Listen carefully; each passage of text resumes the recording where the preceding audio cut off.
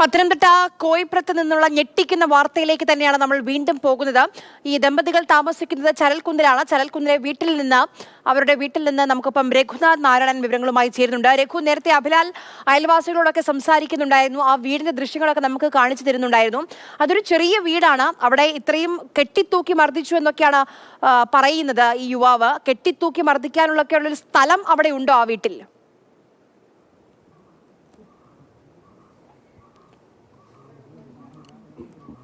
ഇല്ല ആര്യ, കാരണം നമുക്ക് ആ വീട് കാണുമ്പോൾ വീടെന്ന് വിളിക്കാൻ പറ്റുന്ന ഒരവസ്ഥയിലുള്ള ഒരു വീടല്ല. കാരണം വർഷങ്ങൾക്ക് മുൻപ് പണിതതാണ്. ആസ്പെറ്റോ ഷീറ്റൊക്കെ കൊണ്ട് 2 മുറിയും ഒരു അടുക്കളയും ഒരു ബാത്റൂമും ഒക്കെ ആയിട്ടുള്ളൊരു ചെറിയ വീടാണ്. 2 പിഞ്ചു കുഞ്ഞുങ്ങളുള്ള വീടാണെന്ന് നമുക്ക് കണ്ടാൽ തോന്നില്ല. അത്രമേൽ അലങ്കോലമൊക്കെ ആയിട്ട് ഇട്ടിരിക്കുന്ന ഒരു സ്ഥലമാണ്. എന്ന് മാത്രവുമല്ല, ഇതൊരു കോളനി കൂടിയാണ്. വീടുകളൊക്കെ ധാരാളം അടുത്തടുത്തൊക്കെയുള്ള സ്ഥലമാണ്. അവിടെ ഇത്തരത്തിലുള്ള ഒരു അതിക്രൂരമായൊരു പീഡനം, പ്രത്യേകിച്ച് ജനനേന്ദ്രിയത്തിൽ സ്റ്റാപ്ലറൊക്കെ അടിക്കുമ്പോൾ എത്രത്തോളം ക്രൂരമായ വേദനയാണെന്ന് നമുക്ക് ഊഹിക്കാവുന്നതേ ഉള്ളൂ. അത്രയൊക്കെ ഒച്ചയുണ്ടാവുകയും ബഹളം വെക്കുകയും ഒക്കെ ചെയ്യുമ്പോൾ നാട്ടുകാർ കേൾക്കാൻ പറ്റാത്ത രീതിയിൽ എങ്ങനെ കേട്ടില്ല എന്നുള്ളൊരു ചോദ്യമൊക്കെ അവശേഷിക്കുന്നുണ്ട്. വളരെ ഒരു സാമ്പത്തികമായി വളരെ ഞെരുക്കമുള്ള, വളരെ ബുദ്ധിമുട്ടുള്ള ആളുകളായിരിക്കാം ഇവരെന്നാണ് ഇവരുടെ വീട്ടിൽ നിന്ന് നമുക്ക് ദൃശ്യങ്ങളിൽ നിന്ന് അല്ലെങ്കിൽ വീട് കാണുമ്പോൾ നമുക്ക് മനസ്സിലാവുന്നത്. എന്ന് മാത്രവുമല്ല, ജയേഷ് വളരെ ചെറുപ്പത്തിൽ തന്നെ അച്ഛനോടും അമ്മയോടും ഒക്കെ ഇവിടെ താമസിക്കാൻ വേണ്ടി എത്തിയതാണ്. പക്ഷേ ജയേഷ് ഈ നാട്ടുകാരുമായിട്ടൊന്നും യാതൊരുവിധമായ ബന്ധവുമില്ല എന്നുള്ളതാണ് അയൽവാസികൾ പറയുന്നത്. ജയേഷിന് നിങ്ങൾക്ക് പരിചയമുണ്ടോ ചേച്ചി? പരിചയം നല്ല ഇവിടെ അയൽവക്കത്ത് ഇവർ ചെറുപ്പം തൊട്ട് ഇവരുടെ അമ്മയും അച്ഛനും ഈ പിള്ളേരുടെ ചെറുപ്പത്തിലാണ് ഇവിടെ താമസിക്കാൻ വന്നത്. പിന്നെ അവരുടെ അമ്മയും അച്ഛനും ഉണ്ടായ സമയത്ത് മിണ്ടുകയും സംസാരിക്കുക. അവരുടെ അമ്മയും അച്ഛനും മരിച്ചു കഴിഞ്ഞ് അങ്ങനെ ഒന്ന് ഇവനും കൂടെ കല്യാണമൊക്കെ കഴിച്ച് കഴിഞ്ഞ് ഞങ്ങളോട് അങ്ങനെ സഹകരിക്കത്തൊന്നുമില്ല. നിങ്ങളോടൊക്കെ അല്ലെങ്കിൽ എങ്ങനെയുള്ള ഒരാളാണെന്ന് നിങ്ങളുടെ പണ്ട് നേരത്തെയൊക്കെ കൊച്ചു പിള്ളേരെന്നപ്പോൾ സഹകരിക്കുകയും മിണ്ടുകയൊക്കെ ചെയ്ത്. ഇപ്പം അവൻ ജോലിക്കൊക്കെ ഈ കല്യാണമൊക്കെ കഴിച്ചു ഇങ്ങനെ ഇതായി കഴിഞ്ഞ് മിണ്ടത്തുമില്ല, ഞങ്ങളോട് സംസാരിക്കത്തുമില്ല, ഇതിൽ പോയാൽ പോലും നോക്കത്തൊന്നുമില്ല, ആരോടും മിണ്ടത്തില്ല. ഞങ്ങൾ നമ്മുടെ ഈ പ്രദേശത്ത് ധാരാളം വീടുകളുണ്ട്. എനിക്കൊന്ന് ഏറ്റവും മോശപ്പെട്ട അവസ്ഥയിലുള്ള ഒരു വീട് ഇതാന്ന് തോന്നുന്നു.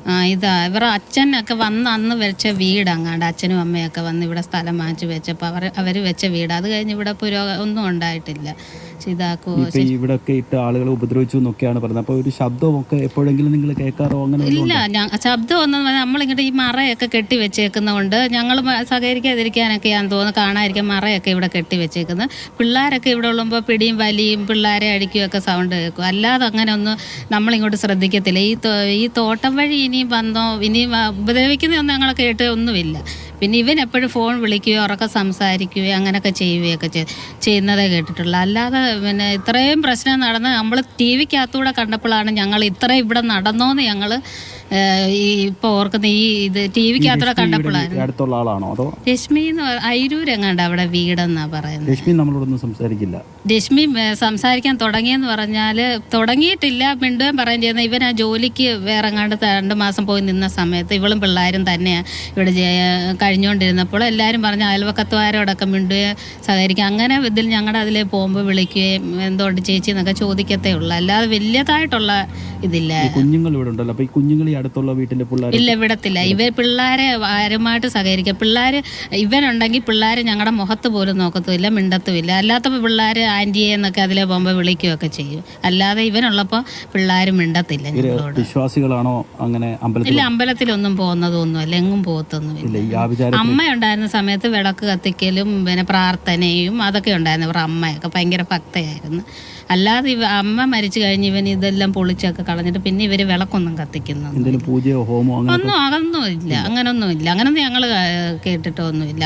അമ്മ ഉണ്ടായിരുന്ന സമയത്ത് വിളക്ക് കത്തിച്ച് പ്രാർത്ഥിക്കുകയും ചെയ്യുമായിരുന്നു. അല്ലാതെ ഇവൻ അങ്ങനൊന്നും ഇല്ലായിരുന്നു. ആരോടും സഹകരിക്കത്തില്ല. ഇല്ല, ആരോടും ഇവിടങ്ങളിൽ ആരോടും സഹകരിക്കത്തില്ല. അവന് ഈ പുറത്ത് ഈ ജയേഷ് പഠിച്ചതൊക്കെ ഈ സ്ഥലത്ത് തന്നെ ആയിരിക്കത്തില്ല. അപ്പൊ അങ്ങനെയുള്ള കൂട്ടുകാരോ അങ്ങനൊന്നും ആരും ഈ പഠിച്ച സമയത്ത് ഞങ്ങളൊക്കെ പിന്നെ ജോലിക്കൊക്കെ പോവുകയൊക്കെ ചെയ്യുന്നതുകൊണ്ട് ഞാൻ ഇവിടെ നിന്ന് വേറെ സ്ഥലങ്ങളിലൊക്കെ ജോലിക്ക് വന്നു. പിന്നെ അങ്ങനെ അടുപ്പമൊന്നും ഇല്ലായിരുന്നു.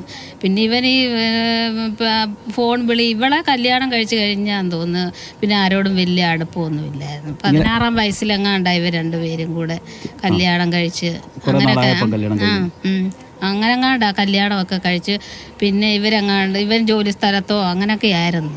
പിന്നെ ഇവിടങ്ങളിൽ ആരോടും അവൻ അങ്ങനെ മിണ്ടത്തുമില്ല, സംസാരിക്കത്തുമില്ല. ഒരു മനുഷ്യരോട്, ആണിനോടും പെണ്ണിനോടും ആരോടും അവൻ മിണ്ടത്തില്ല. അപ്പം പൊതുവേ ജയേഷിൻ്റെയും രശ്മിയുടെയും ഒക്കെ ജീവിതം ദുരൂഹവും വളരെ രഹസ്യവും ഒക്കെ ആയിരുന്നു എന്ന് ഒക്കെയാണ് അയൽവാസികളൊക്കെ പറയുന്നത്. ആ വീടിനോട് ചേർന്ന് ഈ നമ്മൾ സാധാരണ ബോക്സിങ്ങിനൊക്കെ പരിശീലിക്കുന്ന ഒരു നമ്മൾ കെട്ടിത്തൂക്കിയിട്ട് ഇടിക്കുന്ന ആ ഒരു ഉപകരണമൊക്കെ ഇവിടെ കിടപ്പുണ്ട്. ഇത് എവിടെയാണ് കെട്ടിത്തൂക്കുക എന്നുള്ളൊരു സംശയം നമുക്കുണ്ട്. കാരണം വീടിൻ്റെ ഉത്തരത്തിലോ അല്ലെങ്കിൽ ആ പരിസരത്തോ ഒന്നും തന്നെ അങ്ങനത്തെ ഒരു കെട്ടിത്തൂക്കി പരിശീലനം നടത്താൻ പറ്റുന്നൊരു സംവിധാനമൊന്നും ഈ വീട്ടിൽ. എന്തായാലും നാട്ടുകാരെ പോലെ തന്നെ സാധാരണ നിലയിൽ നമ്മൾ ഈ വാർത്ത കേൾക്കുമ്പോൾ പ്രേക്ഷകരൊക്കെ ഞെട്ടും. പക്ഷേ ഈ വാർത്ത കേട്ടിട്ട് തൊട്ടയലത്തുള്ള ആളുകൾ പോലും ഞെട്ടുന്ന അവസ്ഥയാണ്. ഈ വീടിൻ്റെ യഥാർത്ഥ വഴി എന്ന് പറയുന്നത് ഇങ്ങനെയാണ്. അതായത് വീടുകൾക്ക് നടുവിലൊക്കെയാണ് ഇങ്ങനെ ഇറങ്ങി വരും. നടവഴിയേ ഉള്ളൂ, വാഹനങ്ങളൊന്നും കടന്നു വരാൻ പറ്റുന്നൊരു വഴിയല്ല. പക്ഷേ ജയേഷ് പലപ്പോഴും ഉപയോഗിച്ചുകൊണ്ടിരുന്നത് മറുവശത്തെ ഒരു വഴിയാണ്. ഈ വീടിൻ്റെ തൊട്ട് ചേർന്ന് ഒരു റബ്ബർ എസ്റ്റേറ്റ് ഉണ്ട്, വളരെ വലിയൊരു റബ്ബർ എസ്റ്റേറ്റാണ്.